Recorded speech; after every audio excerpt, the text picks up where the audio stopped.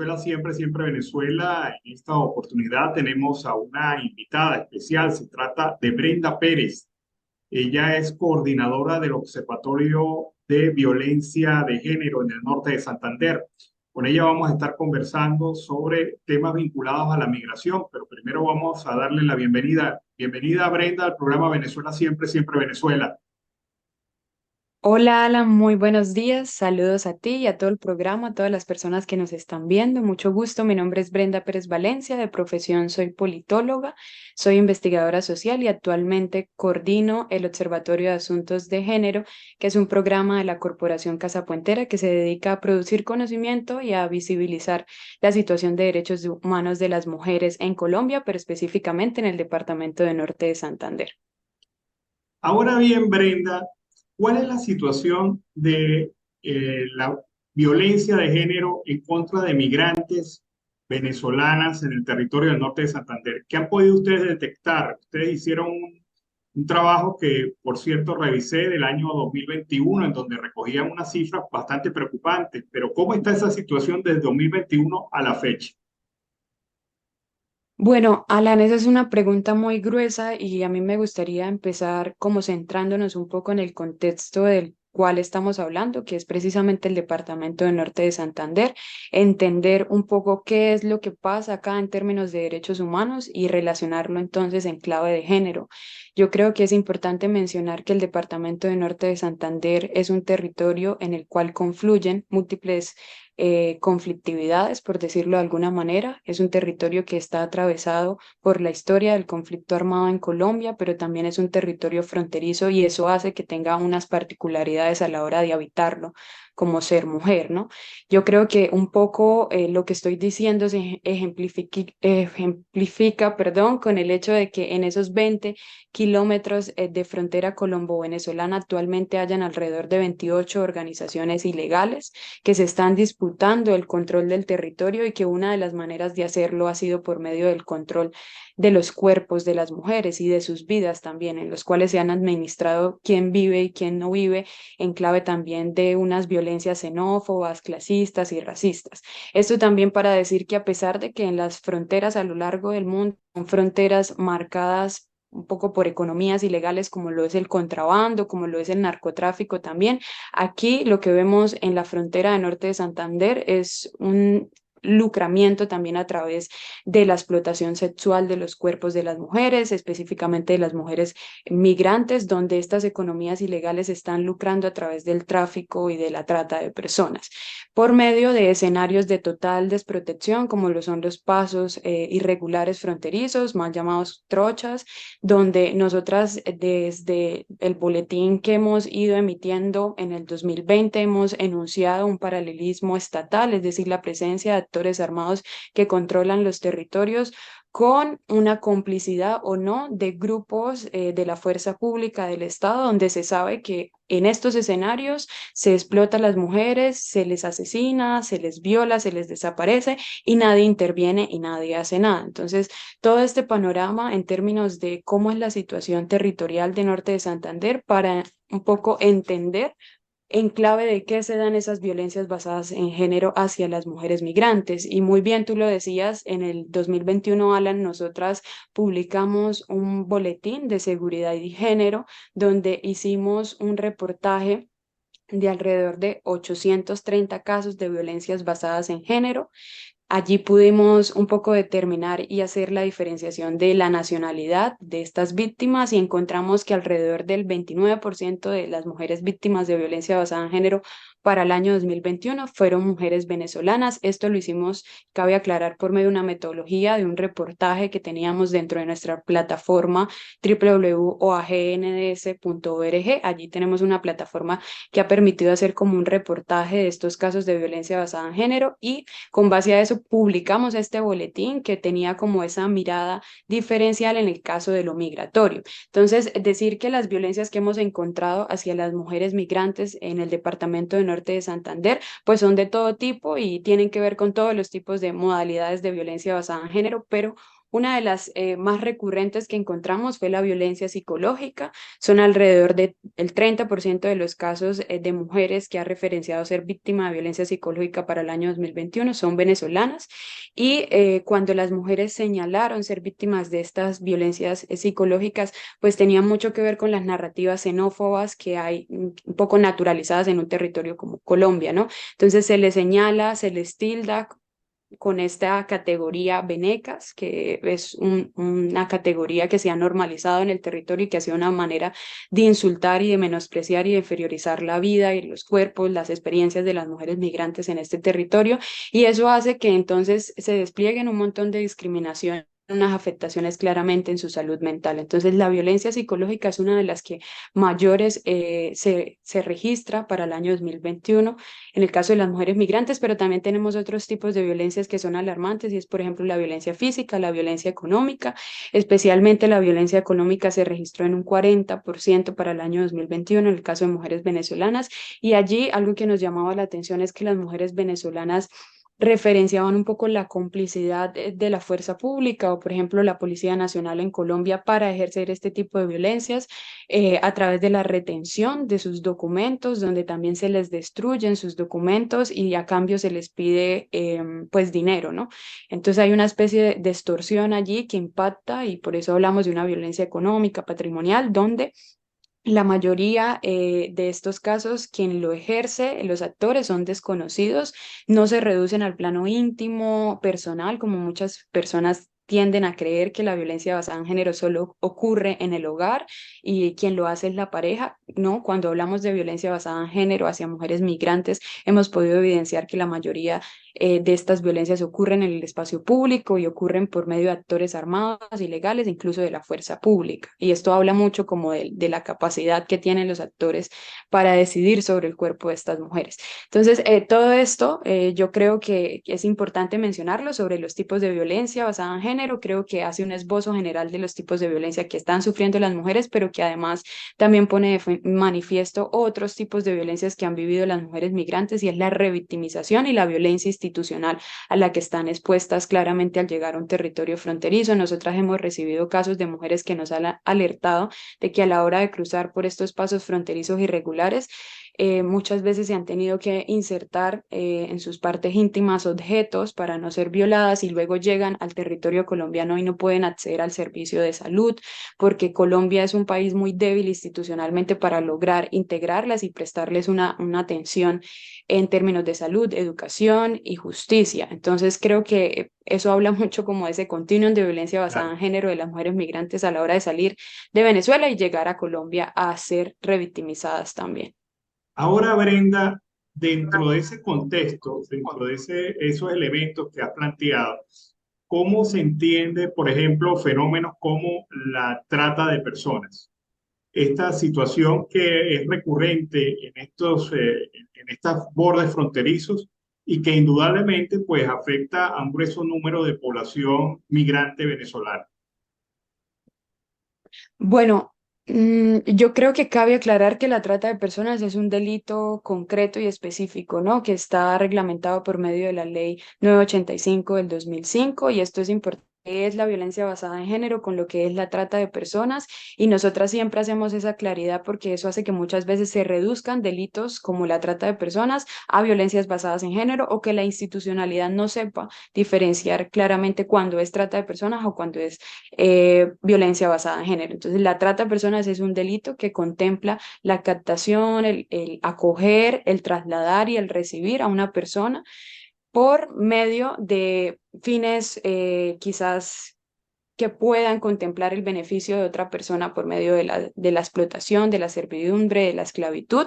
y que, digamos, es importante decir que tiene unos verbos rectores y que no es necesario que se cumplan todos ellos, sino que con que haya uno podemos hablar de que hay trata de personas, con que una mujer sea captada por medio de mentiras, de engaños y sea trasladada a otro territorio, ahí hay trata de personas y no tenemos que esperar como ese fin o ese escenario último que las autoridades creen que es el escenario ya de explotación como tal. Entonces, es importante mencionarlo también para hacer un llamado a la sociedad civil en general de poner los ojos realmente sobre la trata de personas como un delito y empezar a denunciarlo también. Entonces, en términos de trata de personas hacia mujeres migrantes, es una de las mayores como vulneraciones que hemos identificado aquí en el territorio hacia las mujeres migrantes. Hemos evidenciado que muchos de estos casos suceden por medio de finalmente esa captación, quizás desde las redes sociales, donde mujeres claramente en medio de una crisis humanitaria como la que ha venido atravesando Venezuela, tienen una carencia económica, una necesidad de sobrevivir también y buscan quizás opciones, oportunidades de vida por medio de Internet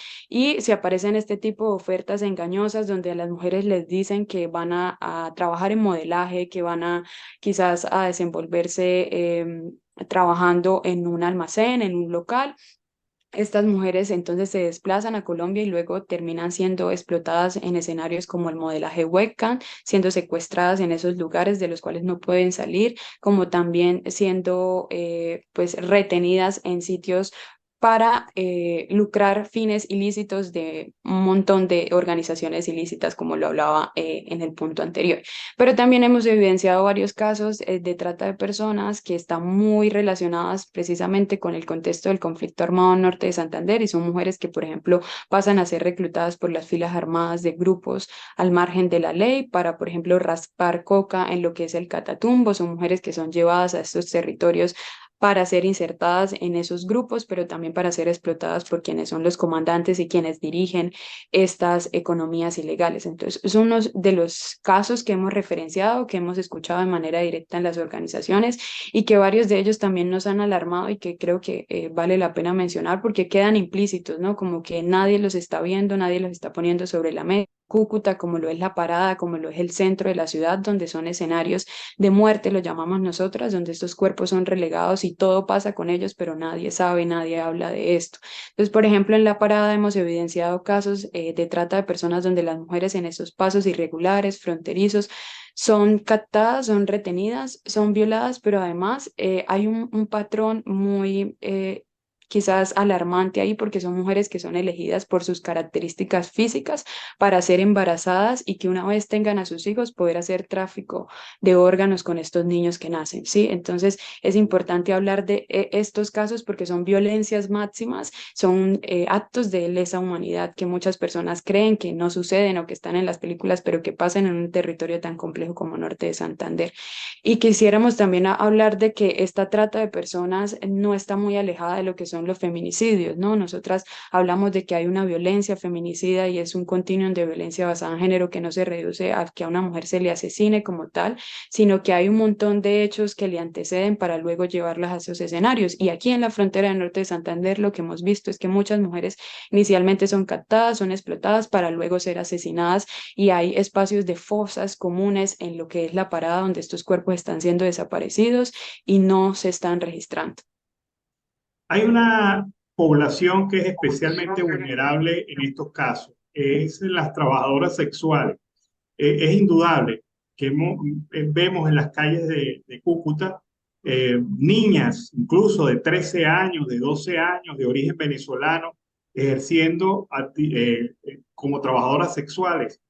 También mujeres adultas que vienen a ejercer esa actividad en Colombia atraídas por el tema económico, obviamente. Esa es una población especialmente vulnerable. ¿Qué información tienen ustedes sobre ella?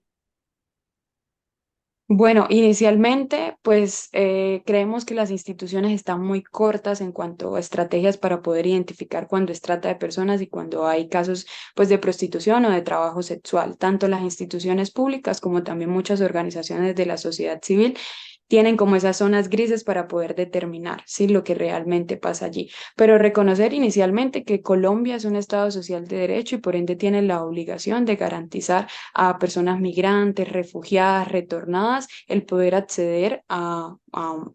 pues a un servicio de salud, a un servicio de educación y a un servicio también que garantice oportunidades laborales, que es lo que vemos muchas veces en estos casos de violencia basada en género y de trata de personas, o en tu caso, por ejemplo, que mencionas un poco el tema de inducción a la prostitución, y es que son mujeres que no tienen pues unas garantías que le permitan poder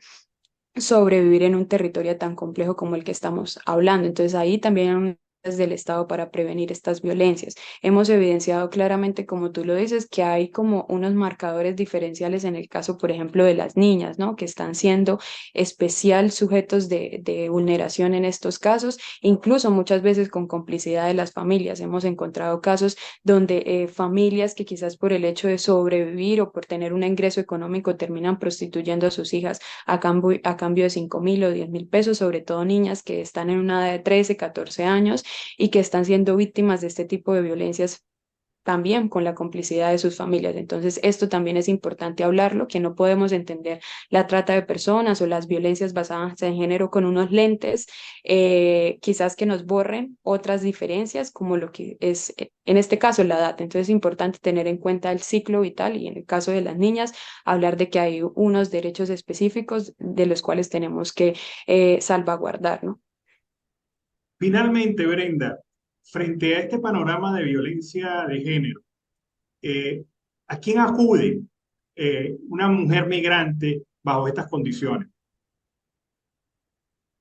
Es complejo porque lo que hemos evidenciado de cara a los testimonios de las mismas mujeres migrantes es que no cuentan con entidades que realmente protejan sus derechos, sino como lo mencionaba en algún momento, hay una revictimización y hay unas violencias institucionales también que las ponen a ellas en escenarios de desprotección. Entonces, realmente quien suple aquí la tarea son las organizaciones sociales, la sociedad civil, organizaciones como el Observatorio de Asuntos de Género, pero también redes que se han ido creando para la prevención de la trata de personas. Nosotras, por ejemplo, hacemos parte de una red integral de derechos humanos, que es un espacio donde convergen varias organizaciones sociales que trabajan por la prevención de la trata de personas y resultamos muchas veces teniendo como mayores herramientas para poder incidir en el tema de justicia, de acceso a la salud para mujeres que han sido víctimas. Entonces, realmente este escenario lo están supliendo las organizaciones sociales, pero mencionar, Alan, que el